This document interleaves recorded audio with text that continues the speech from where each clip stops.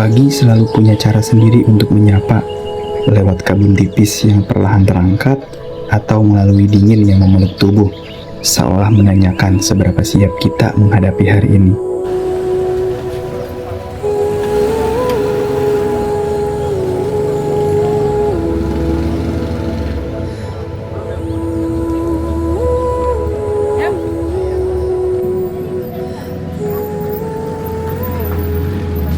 Sebelum kaki melangkah lebih jauh, tubuh ini perlu diisi. Menghadapi jalan menanjak bukan cuma soal nekat, tapi juga soal merawat diri. Sepiring ayam kecap dan sayur tahu pagi ini bukan sekedar sarapan, melainkan bekal, energi, dan doa yang rapalan pertamanya dimulai dari meja makan. Kita bersiap, sebab perjalanan panjang baru saja dimulai. Selamat pagi. Selamat pagi. Ya, perkenalkan yang belum kenal, saya Arif Hidayat. Dan ini rekan saya Mas Alga ya. Saya dari Jaguar dan ini dari Edelweiss Mas Alga. Ya, kita di satu dapur sama satu manajemen ya. Nanti untuk patokan area campnya kalian nanti ketemu di Surken, batu paling gede adanya sebelah kiri, tapi kita campnya itu di sebelah kanan. Pokoknya nanti ada bendera, ada umbul-umbul. Langkah kaki tentu akan terasa lebih ringan saat kita tidak berjalan sendirian. Hari ini, perjalanan kami ditemani oleh Mas Arif Hidayat dari Jaguar Adventure, Mas Alga dari Edelweiss, dan kawan-kawan hebat lainnya. Di gunung, ego harus ditinggalkan di kaki. Menuruti arahan seorang pemimpin, bukan tanda kita lemah, melainkan cara kita menghormati alam dan menjaga agar kita semua bisa pulang ke rumah dengan selamat. Karena esensi tertinggi dari mendaki adalah kembali. Gunung Gede ya Putri. Cerah.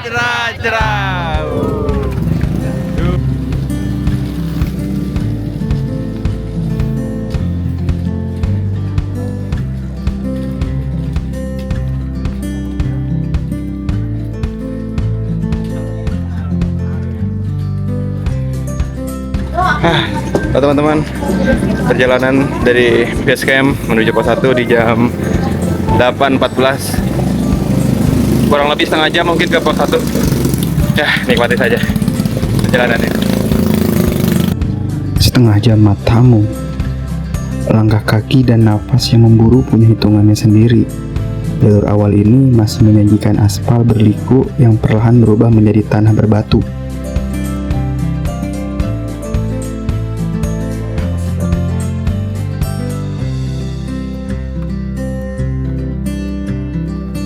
Di sini, raungan motor ojek sesekali memecah keheningan. Bagi mereka yang ingin menghemat tenaga, jasa ojek lokal siap mengantar sampai ke batas akhir dengan tarif Rp60.000 per trip. Menggunakan jasa mereka bukan cuma soal kepraktisan, tapi juga tentang bagaimana kita ikut memutar roda perekonomian dan membagikan rezeki kepada masyarakat yang menjaga gunung ini. Bagi kami yang memilih berjalan kaki, kacamata dan masker menjadi pelindung terbaik dari kepulan debu yang berterbangan. Namun, di sela-sela debu dan deru mesin itu, mata kami dimanjakan oleh hamparan kebun daun bawang milik warga. Garis-garis hijau yang rapi di atas tanah pegunungan berpadu dengan lanskap perbukitan yang mulai terbuka luas. Sebuah kemewahan visual yang membuat letih di kaki mendadak tak lagi terasa.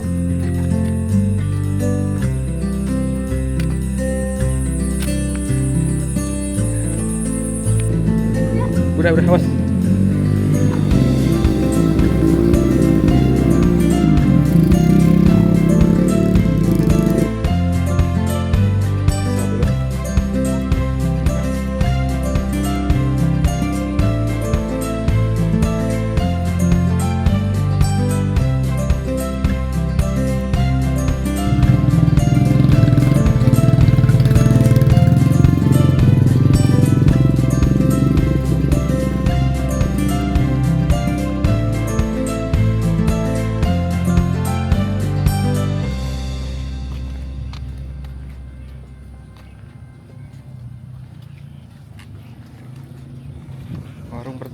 Wow, belum sampai pos 1 tapi jalanannya Udah treknya luar biasa nih, banyak terus.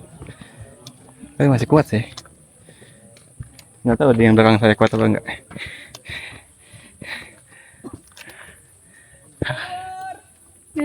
Cerah, cerah, cerah.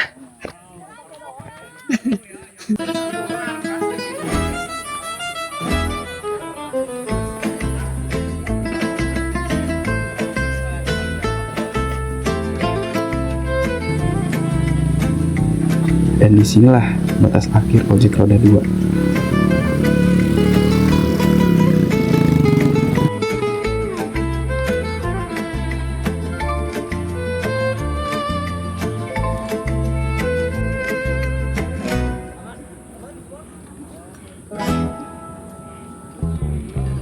Dari titik ini, aspal telah habis. Tersisa waktu sekitar 30 menit lagi menuju pos 1, di mana tanah yang sesungguhnya mulai menyapa tapak sepatu kami.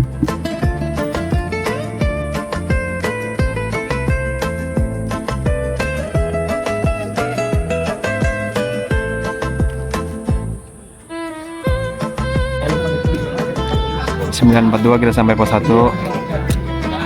Cukup lelah baru sampai pos 1 ya. Ini cukup ramai pendakian hari ini, jadi sangat seru.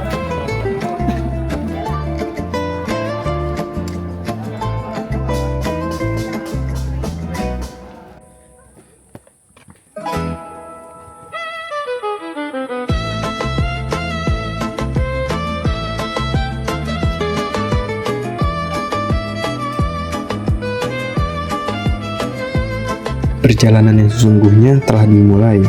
Tapak-tapak aspal kini sepenuhnya berganti menjadi bentangan tanah dan anyaman akar pohon yang saling bertautan. Seolah menyapa ramah sekaligus menguji tekad kami sejak langkah pertama. Jalur memang belum sepenuhnya menanjak curam, tapi sudah cukup untuk membuat napas menderu dan memeras keringat. Untungnya, alam selalu menyediakan ruang bagi lelah. Di jalur Gunung Gede Evia Putri ini, kita tidak perlu cemas kehilangan arah atau energi. Di setiap pos maupun pos bayangan, warung-warung sederhana milik warga berdiri hangat, menawarkan tempat berteduh dan melepas penat. Dan disinilah saya, duduk termenung, menikmati sepotong semangka. Percayalah, buah merah yang berair ini mendadak menjelma menjadi semangka ternikmat yang pernah saya kecap seumur hidup. Manisnya menyapu dahaga, mengembalikan senyuman sebelum kaki ini harus kembali melangkah. Segini 5.000. Masih perjalanan menuju pos 2. Masih setengah jalan deh kayaknya ini. Ternyata capek juga. Jadi kangen Indomie kayak gini. Apa?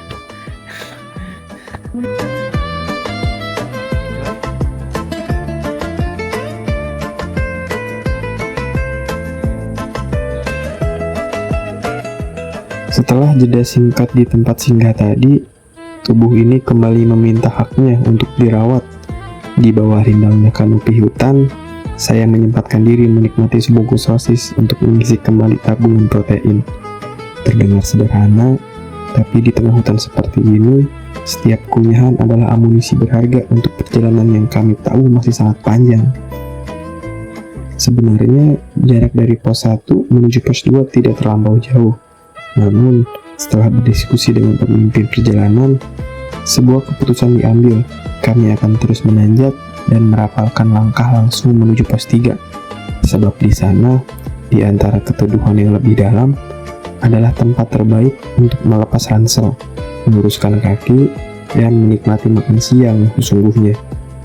Perjalanan masih panjang, dan kami siap menikmatinya.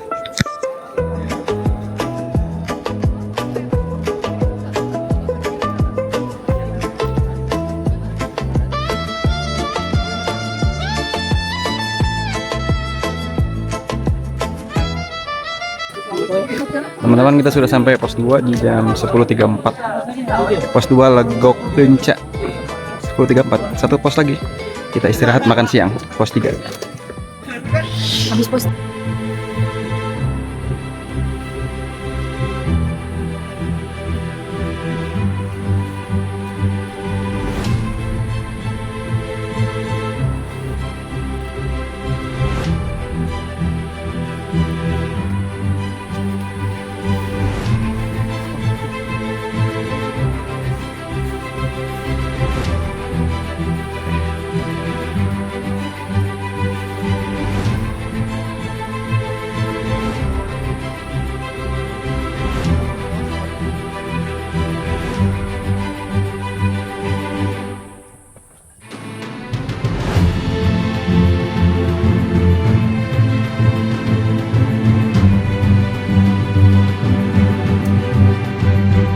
Kami berlanjut menuju pos 3. Secara jarak, peta mungkin mengatakan tempat ini tidak begitu jauh. Namun, gravitasi dan tanjakan punya cara tersendiri untuk bercanda dengan raga kami. Di jalur ini, setiap 10 meter melangkah terasa bagai 100 meter perjalanan. Napas mulai memburu, dan kini bukan lagi sekedar tanah dan anyaman akar yang menemani tapak sepatu, melainkan bebatuan terjal yang memaksa tubuh untuk terus membungkuk. Langkah terasa kian berat, menguji seberapa besar isi kepala mampu mengalahkan rasa lelah di kaki.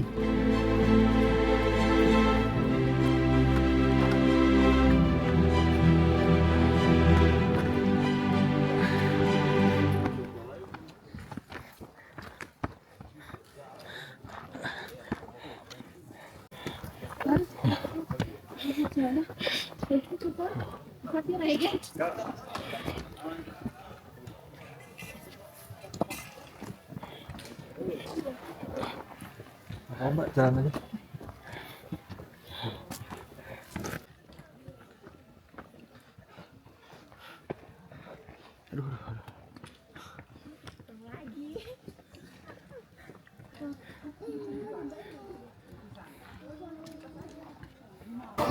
Wah, luar biasa jalanan.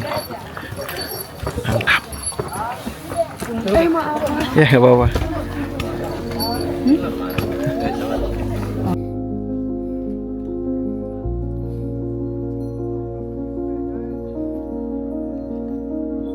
Di sela-sela napas yang tersengal, ada baiknya kita mengingat kembali tanah yang sedang kita pijak ini. Gunung Gede Pangrango bukan sekedar gundukan tanah tinggi biasa. Kawasan ini memiliki nilai historis yang amat kuat. Ditetapkan sebagai salah satu dari 5 taman nasional pertama di Indonesia pada tahun 1980, bahkan diakui oleh UNESCO sebagai cagar biosfer dunia sejak tahun 1977. Dan jalur Gunung Putri yang kami lalui saat ini adalah jalur klasik non legendaris, sebuah rute potong kompas paling efisien sekaligus paling kejam bagi fisik, yang sengaja dipilih para petualang untuk bisa langsung menembus jantung keindahan alun-alun Surya Kencana.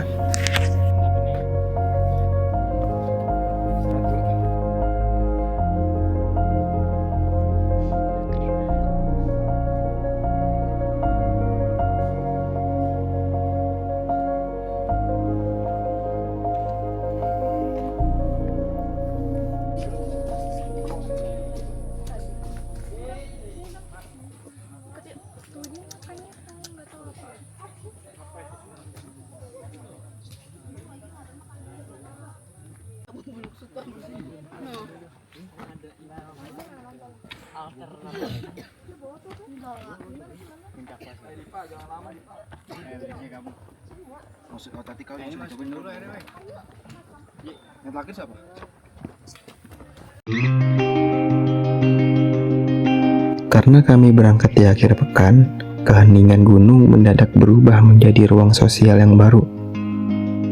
Jalur pendakian dipenuhi oleh kawan-kawan pendaki lain. Bahkan di beberapa titik vertikal, kami sempat mengalami macet di tengah hutan.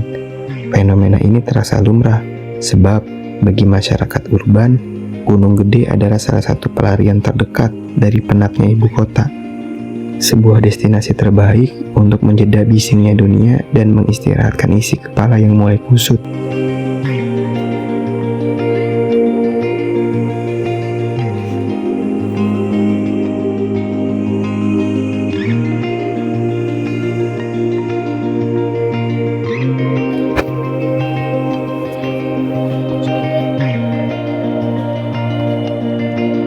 Wow, jalanannya penuh dengan akar. Capek sekali.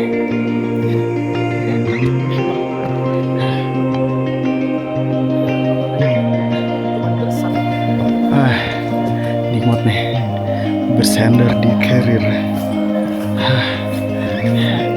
Carrier bukan di karir. Karir nggak bisa disandarkan. Kita udah di pos 3 jam 12.31. Saatnya makan siang. Hingga akhirnya vegetasi sedikit terbuka dan menyambut kami di pos 3. Tempat ini menjadi sudut terbaik untuk melepas lelah. Di antara celah-celah pohon, beberapa tenda tampak berdiri kokoh, menjadi saksi bahwa di balik jalur yang menyiksa ini selalu ada tempat hangat untuk bersandar dan mengumpulkan kembali sisa-sisa tenaga sebelum kembali menantang batas.